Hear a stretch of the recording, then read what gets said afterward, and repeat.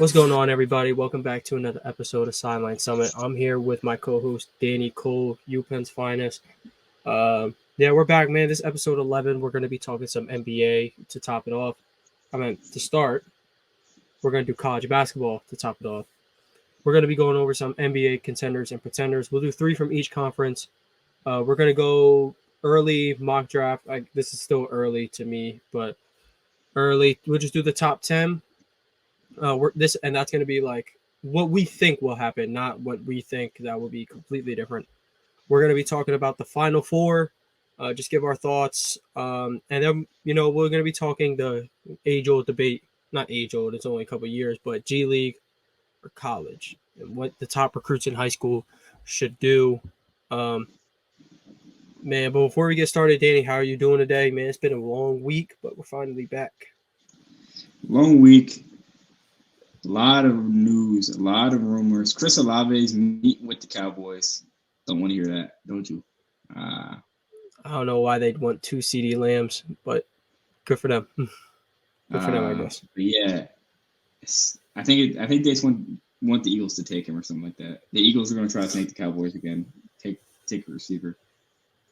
I tell you what, if we try to snake him again and we miss out on Drake London, I'll be pissed. I'll be pretty mad. Garrett Wilson's not going to be there, but if he was there, that'd be great. Let's get rid of this college basketball talk, though. Yeah. All right. Well, we're gonna start with the NBA contenders or pretenders.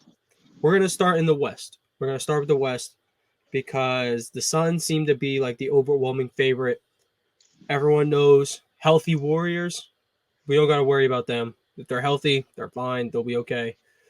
So we can start with the 2 seed, locked in 2 seed Memphis Grizzlies. Now, they are a solid team, more than solid. Like if it wasn't for the Suns, they are having a historic season by Grizzly standards. Ja is an MVP candidate, at least like top 6. I can't see him any lower than 6 or 7. But they're also playing really well without him. Now, in terms of a championship-built team, that is a great thing to have. You are 20-2 without an MVP candidate. Sure, that might hurt Ja's case as an MVP, but that's a good thing to have. You got a deep team, So, what are you thinking? This team is the highest level contender you can get. I think they're possibly even better than the Sixers and the Bucks and the Heat and the Celtics. This team can go against any team in the league and give them whatever the hell they want. And that just speaks to how good Ja Morant and how good Taylor Jenkins have led that team. Unfortunately for you, you're wrong. They got throttled by the Celtics last time they played. But they did beat the Suns without 4 starters. That is huge. Like, it's late in the season, but the Suns were at full strength. They pulled out a nice, gutty, not like dominant as in blown out, but like good secure lead. Good. I think it was like an 9 point win, and that's solid. That is a solid win that probably covers the spread. So I think that's a pretty good win. I definitely got them as contenders. It could be they could land a scary first round matchup. If let's say like the Clippers get out the play-in as the 7 seed, and Kawhi wants to play. I don't know if he's coming back to play. I don't think he is. But even then, they're also a scrap. They're kind of like the Grizzlies in a way. They're super scrappy. Yeah. They got one dude that they can call to get a bucket, who is much better at getting a bucket than Ja Morant. But Ja Morant is on a real different level this year. I'll go contenders. That shouldn't be a question. Just because they're young doesn't mean they can't go get it. Agreed. All right, moving on to our next team in the West. We have the Dallas Mavericks. Now, the Mavericks, they have Luka Doncic. Luka Doncic has been absolutely phenomenal this season. He has been one of my favorite players to watch. I believe he is the 3rd best player in basketball right now. He's moved up my rankings a little bit. Yeah. Him alone, I don't say this a lot. The Nets are contenders because of Kevin Durant alone. The Nuggets, which we'll get into a little bit, the only reason they're in the conversation for contender or pretender is because they have Nikola Jokic.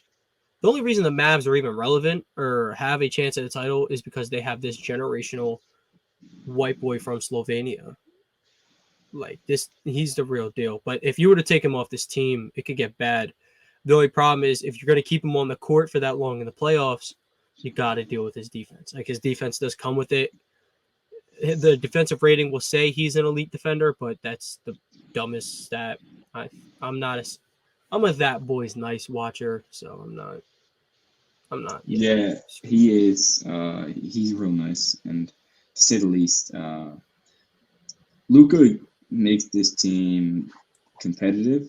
I don't know if he makes them that team to beat though. So I don't think they're pretenders. I don't think they're contenders. I think they fall in the middle. Well, I think in the sense that if your goal is to win a championship, they're going to be a top 4 seed. You want to win a championship. In your sense, you're calling them pretenders, which isn't wrong. Like I do get it. They haven't got out the first round the past 2 years, mind you. They did play arguably the best duo in basketball back-to-back years.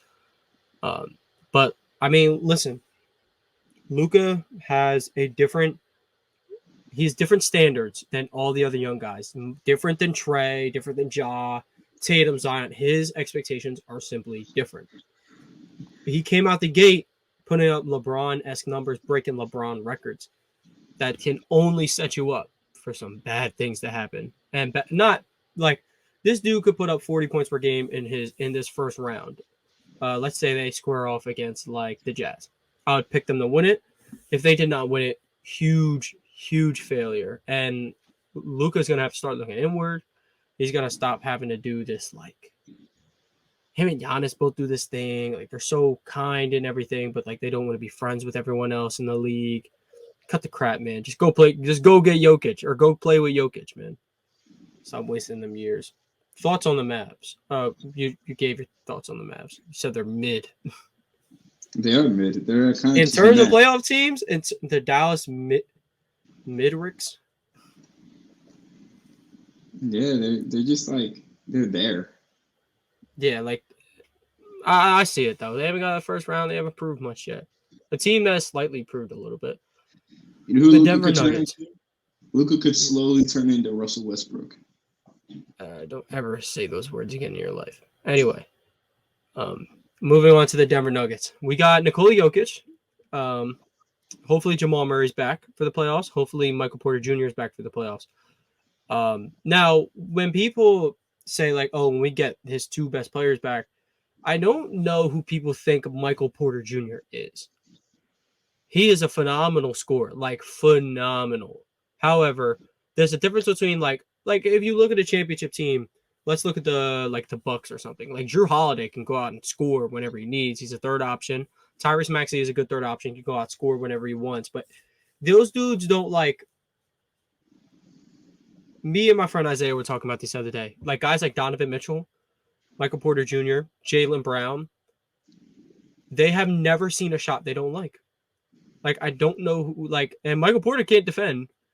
So he's 1, shooting every time he gets the ball, and 2, he's a bad defender. I mean, Jokic will probably set him up for some good shots.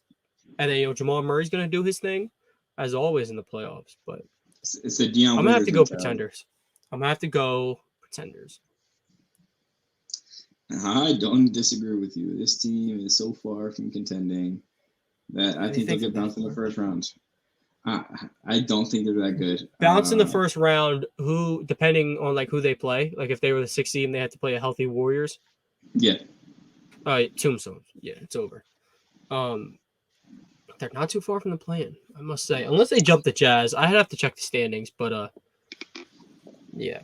Well, moving on to the East. So, all right, well, let's Grizzlies contenders, Mavs, for me contenders, for Danny pretenders, and we both agree the Nuggets are pretenders. The Nuggets are just a glorified Utah Jazz because they have Nikola Jokic. That's it. Okay, moving on to the East. The East is a little bit more difficult because you have all these top-heavy teams, and the moment one of them lose to a good team, it's like, oh, they're frauds. Like they suck. Example, the Miami Heat. They went on a skid. They haven't been looking well. And what they do right out of this skid, they beat the hottest team in basketball. They beat the Boston Celtics. I have no worries for this team. This is a contending basketball team. Championship culture. they're kind of like the Suns in the sense they don't have a top 10 player. Like their best players in top 10 player, but they're deep. They got shooters. They got defenders. Bam Adebayo is a really great playmaker for his size and, can score every now and then. Would like to shoot more. Contenders. I haven't questioned this team once ever since we played them in the bubble. I think they're contenders.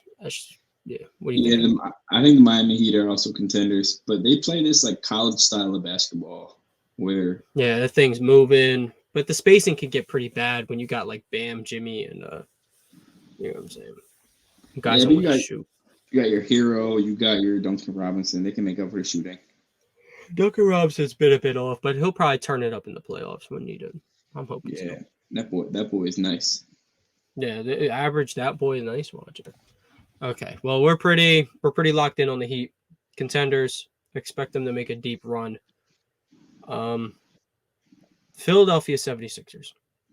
When you look at the star power, that's the star power alone. That's a championship expected team, but they're pretenders. Now you can pull up all these numbers of James Harden and his great numbers in the playoffs, and he doesn't win. He doesn't win. I'm not this, he's a winner guy, because my proof is that Joe Burrow's not better than Justin Herbert, no matter how much of a winner he is. But James Harden simply isn't a winner. He was 2 games away from the finals. You had to beat them once. I don't care if Chris Paul wasn't there. If you're the best player on the team, all you got to do is you have to get one. He couldn't get it. Next year, reverse sweep. I don't know what happened. I think it might have been 1-1, 1-1, and then they lost the last 2. But I don't know. Joel Embiid, not preying on his health or on his downfall or anything. The man could get injured at any moment. And just for both of them, you're not going to get those same foul calls when it comes to playoffs. It's going to be physical basketball. I got these dudes as pretenders. I thought they were pretenders even when before and after they picked up James Harden. I said second round. It hurts. I think that really hurts for me to hear you say that. I think the complete opposite. I think this team is minimum second round exit. Maximum second round exit. Minimum second round exit. Maximum. Is NBA champion. I think they are not winning. They ain't winning no finals with the way they've been playing lately. If James Harden is not winning a basketball game if he shoots 4 for 15. We need 20 shots. He needs to shoot 20 shots. And he's not doing it. He's playing like a bitch. Not playing. Go ahead. When all cylinders are clicking, the Sixers are probably the team to beat.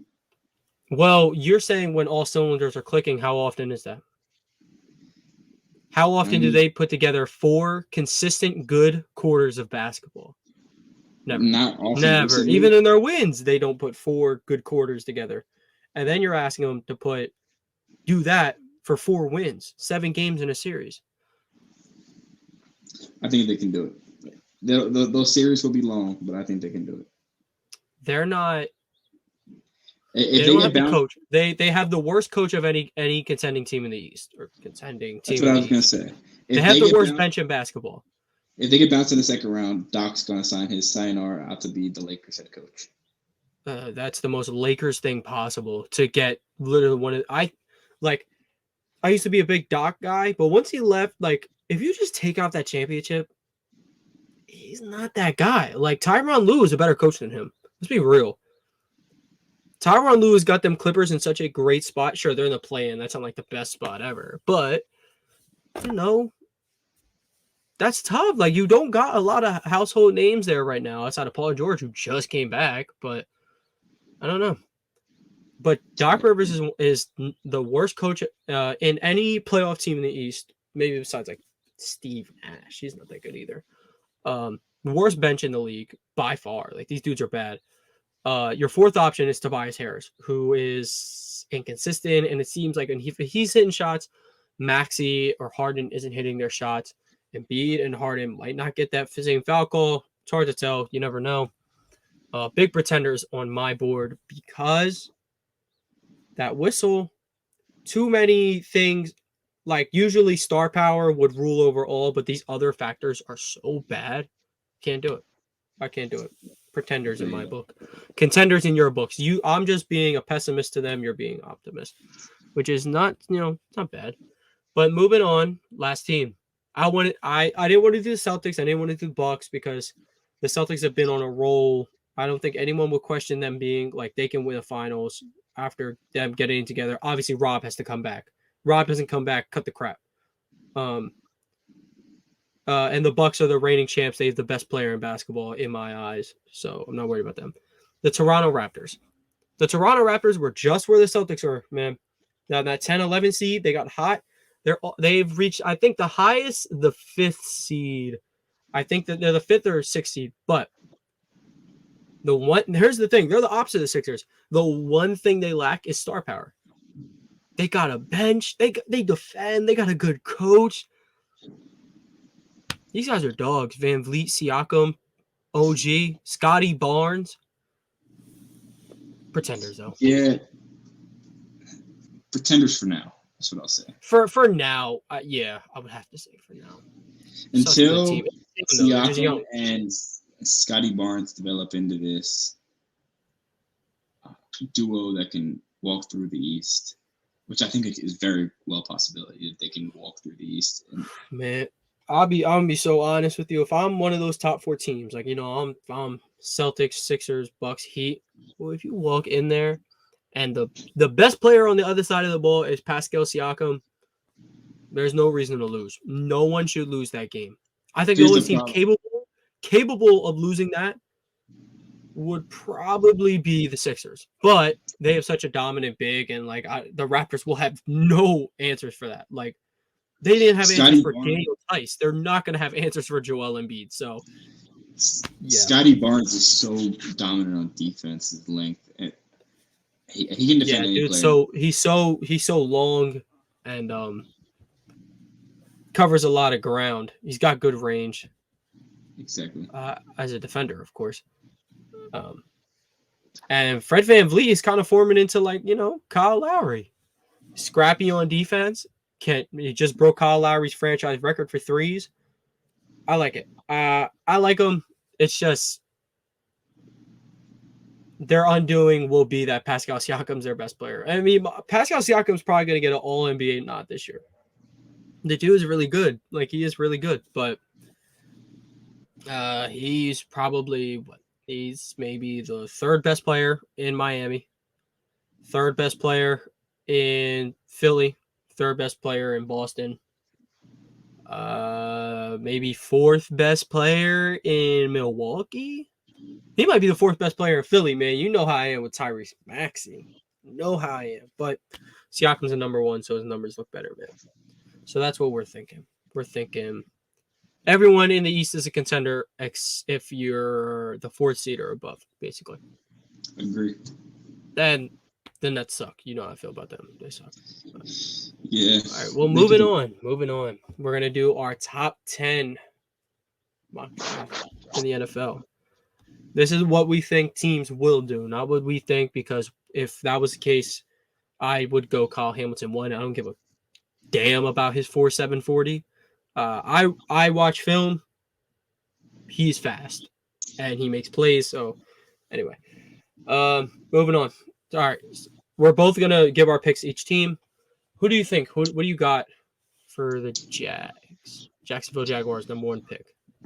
There's been a lot of talk about Trayvon Walker going number 1. Aiden Hutchinson. Aiden Hutchinson he'll be the first pick in the NFL draft. The Jags don't need O-line right now. And if they do take an O-lineman, it will be Ike Ekwonu. They do have these franchise tag. They franchise tagged Cam Robinson. They signed Brandon Sheriff. Unless they're trying to build some zone scheme run game like the Niners, I don't know what they'd be doing with 3 first-round talents on the O-line. Well, here's the thing. Cam Robinson got franchise tagged for a reason and didn't get the bag. That is for a reason. If they missed out on Neil Ekwonu just because of a franchise tag guy, that could be rough. However, they're showing faith. They're keeping it cheap. I would agree. Don't overthink it. That's the thing with the number 1 overall pick. Like last offseason, I remember scouts were like, "Oh, what if the Jags took Zach Wilson number one?" I'm like, let's stop overthinking it. This kid was the booked number one overall pick since he turned 16. Like, it's Aiden Hutchinson. Like, don't overthink it, man. This kid is pro ready.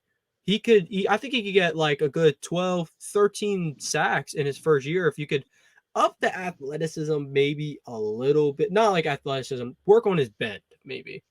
He works on his bend. He's got a great plan going into his pass rush. I like the way he uses his hands. Could get a little better, but he's ready. That kid's ready to go. I think that's the number one overall pick. I think the Jags are thinking the same thing. The closer we get, the more like I think unanimous And that's going to be. What I'll do with all of our picks is I'll make a pro comparison. Pro comparison, TJ Watt.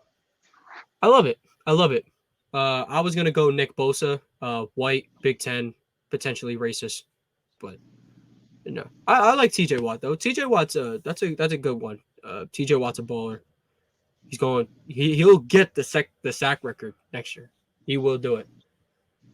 He should. All right, number two. We didn't have a lot of disagreement on that one. Now the thing is, a lot of other people, if they have a tackle getting mocked first, they have Aiden Hutchinson going to the Detroit Lions. But if he's not there, what do they do? What do they do? What are they doing? What do you think? The Lions will make a Lions pick. Oh, a Lions pick? Do you think they draft Malik Willis? The Lions are going to take You Malik really Willis. think so? That is wild. Because like, I don't think they do that. I won't think they do that. But like, then I'm like, oh well, it's not out of the possibility. And then I'm like, oh, maybe they will do it. So Part of me thinks that, but I think they draft Trayvon Walker actually. Do you think they fall for the hype? I think I don't think it's hype. I think he's great. He had the most athletic. He's the best combine for an edge rusher in history. He's tested well. His film's really good. And he fits that hard-nosed Dan Campbell defense. And I think his size, his length off the edge, I really like that more than Kayvon Thibodeau before the Lions. But that's just me. They don't need a line. They could draft a receiver, but I don't think anyone's high on Kayvon Thibodeau. I am for sure. I think he's better than Walker, better than Karlaftis. But obviously, this is what we think will happen. NFL teams aren't high on him. I don't know what it is. I like that pick. I think I'm gonna agree. I was thinking maybe like Kyle Hamilton because at that point they're like maybe best player available. I could see them getting Garrett Wilson maybe. You know, Amon St. Brown's great. If you could pair him, Amon St. Brown, Garrett Wilson. I mean, sure, your quarterback's Jared Goff, unfortunately, but like if those two just can get a year to develop mesh, next year you get a CJ Stroud or a Bryce Young or a revamped Spencer Rattler. Hey, they're in a good spot. Just because I said that. What I think they wind up doing is a possible trade with the Atlanta Falcons, and the Falcons go with their QB of the future. Yeah. We'll cool off the trades for right now, just simply because it gets confusing and all that. All right. I think we'll both go Walker. I think we can both go Walker. Number 3 is sorry, I just got confused. Texans. Texans. It's the Texans. I think the Texans, they're not getting a quarterback. They believe in Davis Mills, I believe. What do you think? Neal. You're thinking Evan Neal. My first tackle off the board will also be Evan Neal. But not this team. They're going Kyle. I think they'll go Kyle Hamilton. I don't think this 4-7 will scare people that much. At this point, you're kind of like best player available because your team is that bad. I got Kyle Hamilton there, and you said you have Evan Neal, right? Yep. Evan Neal. You know what's a very good possibility. I'm not going to say this is happening. The Eagles could trade 18 next year's first from the Saints and a third this year to go trade up into the top 10 with the Texans. The Texans need just about every position on the field. So why not? That's possible. If I'm the Eagles, I'm really talking to the Jets and the Texans. I mean, the Texans need everything, right? They just need to Yeah, about everything. I would even say they need a quarterback, but they're just banking on Davis Mills being that. So what's preventing the Texans from going and get more draft picks next year? no, I mean So yeah, they definitely. trade But if the Eagles were to trade up, who do you think they get? Kyle Hamilton. Okay, yeah. I mean, no, he just might fall. Like I've seen a lot of mocks fall him going out the top 10 or like being around the 8 to 9 area. So like, yeah, I think If he starts falling, teams will trade up. Teams will trade up All if he right. starts falling. At number 4, I got the Jets taking Stingley. A lot of I don't know. Another one where I'm like, don't overthink it. Best corner in the draft or Sauce, but Stingley might be the safer pick. With the way his game is, not really his injury history, but I got Stingley there. The Jets are known for taking these DBs that are out of LSU that have had a lot of success, like you said. But I'm going to go a different route here. I think they take Kyle Hamilton. I think they take another safety. They replace Jamal Adams, which is long gone for a couple of years now. And I think Kyle Hamilton's perfect fit for that team. Robert Saleh is a player who can play in the box, can play over top. He can play anywhere you want. 6'4", ran to 4.7, but I don't think that really matters. He's fast. I think he's the pick here. No, it's a dope pick. So now we got 5, 6, 7. We got Giants, Panthers, Giants, but we're basically going to talk about it as Giants because the Panthers are picking Kenny Midkit with the 6th overall pick, just because Matt Rule couldn't land him out of college. But the Giants, I think they'll go. They're one of those picks are going to be Thibodeau. I think one of the picks can be Thibodeau. Here's what I'll tell you what they'll do. I think the Giants at 5 and 7. The Giants go. I think they go Ike Ekwonu and Kayvon Thibodeau. I think they go Evan Neal and Kayvon Thibodeau because he was supposed to be. That's my first tackle off the board at 5. It's kind of weird because like tackle is probably like the best position in the draft, but yeah, that's just how I'm feeling. And then I'll explain my take for the Panthers. So I think Kenny Pickett to the Panthers at 6 makes a lot of sense. Kenny Pickett is not only I think his pro comp is Justin Herbert. His ceiling is Justin Herbert. They have very similar play style. Their game it's just very fluid. Except one thing that Pickett doesn't have is that strong arm where he can throw wherever the hell he wants, which Justin Herbert does have. Yeah, it's quite the comparison considering I think Justin Herbert could throw farther with his left hand than Pickett can in general. No, NFL comp, the real Alex Smith, like for real. I think Alex Smith. I'm not high on Pickett. I was high on Pickett when he did that fake slide, and I was like, oh shit, like he's kind of crafty. But no, not high on him. He's like QB4 to me, but yeah, about QB4. But I mean, look, I get it. Matt Rule likes him. If your coach likes him, quarterback probably likes him back. That's what you want. Now, what they should do there is just draft anything else besides a quarterback. I get it. You can't go into the season with Sam Darnold. But, there's always that guy who's one call away. You're Nick Foles. Tyrod Taylor's in New York. But, yeah. Moving on to 8. That's the Atlanta Falcons, I believe. Yes, sir. Yeah. Atlanta Falcons. What are we thinking? Quarterback? Garrett Wilson. Your Garrett Wilson goes there. That team. I think. Go ahead. That team is so far from winning. So ass. Why do you need a quarterback right now? I mean, you don't. I think you need to let Felipe Franks try to start. Let Felipe eat, man. Let him eat. Let him try to start. Give anybody else a chance before you even give up on the 2 guys on your team. Josh Rosen, former first-round pick, also on the team. Let them compete. See what happens. Same thing with the Steelers. Cool. Letting Josh Rosen compete, but yeah, you hit on Felipe Franks and Mariota. Felipe Franks, Josh Rosen. One of them's got to be getting cut. He might, but you never know. Got to get some sort of I weapon. Because your number one right now is Olamide Zacchaeus. Not horrendous, but he's not a number one. He's probably like a number 4.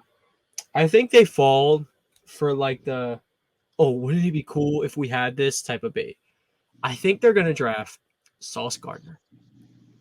Let him play across from AJ Terrell. That's just cool. Like there's nothing going for your team. Sell some tickets. Let's get some buzz going. Like, oh, we have the best corner duo in football, and Gardner didn't even take a snap yet. Now, mind you, like I'm not saying like, oh, they're falling it for it, and then like Gardner's not like a good pick. I think that's a good pick.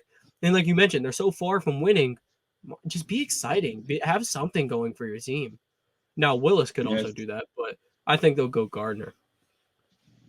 I like that pick a lot. And in my eyes, I think Sauce Gardner goes number 9 to the Seattle Seahawks. The Seahawks are really going to start to try to reestablish the league in a boom. If you get Sauce Gardner across from Jamal Adams, you have Quandre Diggs still there. You have a couple other corners that are really good. I mean, your linebackers are iffy. Your D line's kind of iffy a little bit, but you have these draft capital in the future from the Broncos, from the Russell Wilson trade.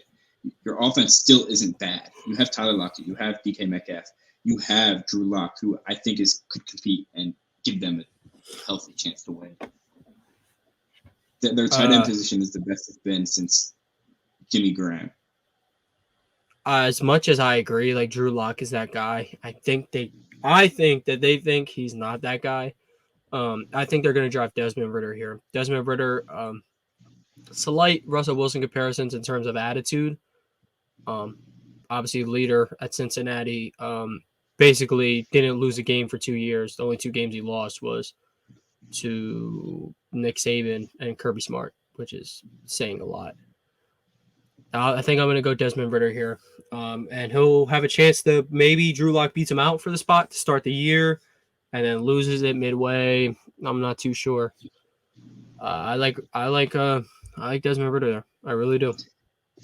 And for me here, you know what I like? At number 10. At 10 for the Jets? The Jets. Second receiver's coming off the board, Drake London. It's going to kill Yeah, Eagles he's going to fans. have to. He's going to have to. I know.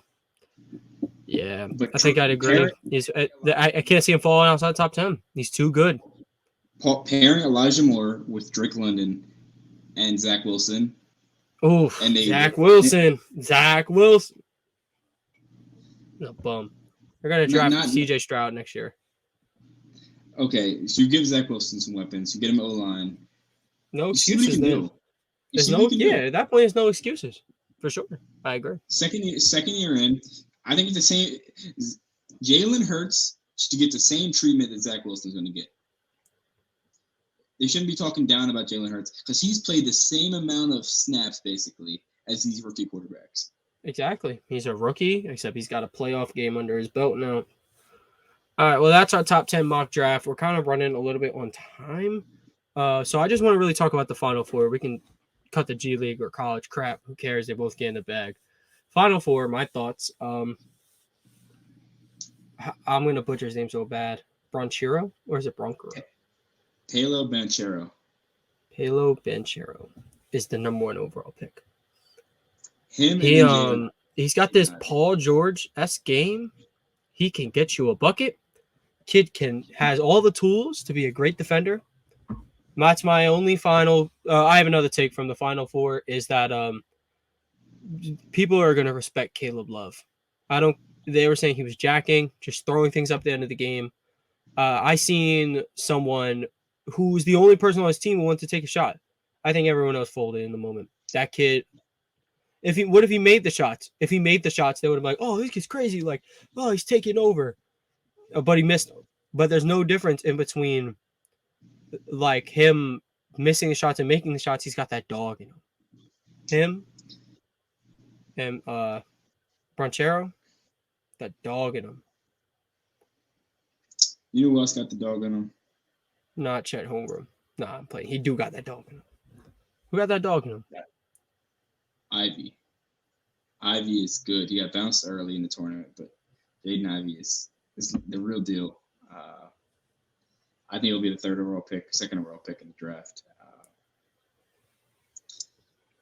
The Final I've Four, come though. to appreciate college basketball. I used to think it was just this like game where people are like, oh, they play defense, but not really. It's just because everyone has the low basketball IQ and they just move the ball a lot because they're told to. I don't know. Maybe it's just because these are the two best teams in the nation going at it, but I don't know. I've seen a lot of players take over, which is I like to see that. I saw a lot of ISO, which I also like to see that. I'm a little weird. A lot of people like to see that ball movement. No, someone take the fuck over. Let you know what I'm saying? Like, I don't know. I appreciate good ball movement and defense for like my favorite team. But like if I'm just watching as a casual fan, I'm just like, oh, someone take the fuck over. You know what I'm saying? RJ I seen Davis. that. RJ Davis. Give him credit. He that UNC would not have been there without him. No, that UNC team is really good. That's a phenomenal team. Last takeaway before we go. Kansas, the last time the University of Kansas or Kansas University, I don't fucking know. Last time they won a championship was 2008. The last time the Celtics won a championship was 2008. Your Boston Celtics are going to the NBA Finals and they're going to beat the Phoenix Suns. One final plug. The last time the Phillies won the championship was 2008, and they got the best team they've had in about 12 years. We have to make the playoffs first, but we'll get there. We'll certainly get there. Opening day is Thursday. We're recording this on Tuesday, 2 days away. Yeah, I'm predicting a Bryce Harper grand slammer to open the season on Friday. Just because Phillies open on Friday, or he goes 0-for-5, but we'll see. Yeah, we'll see. Harper's that guy though. Don't get it confused. All right, guys. Well, that's gonna about wrap it up for us. Thank you guys for tuning in. Let us know y'all NBA contenders, pretenders in the comments. Let us know who y'all think is going number one overall. And let us know, is Coach K a fraud for making Paolo Banchero more like rookie year Andrew Wiggins than prime Kawhi Leonard? I don't know. But again, thank you guys for tuning in. From me and Danny, thank you for watching and have a good day. Hey.